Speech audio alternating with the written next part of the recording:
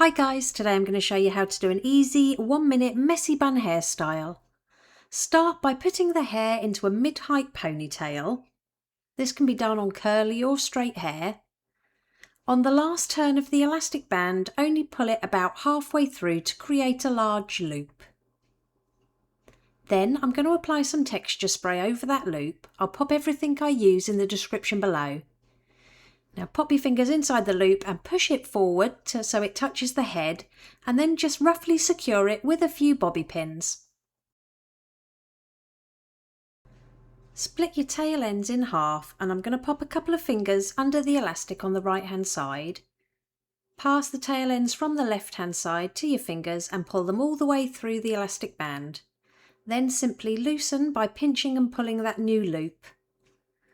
Then pop your fingers on the left hand side behind the elastic band. Take your ends from the right hand side, pass to your fingers and pull them all the way through. Loosen them up a little by pinching and pulling.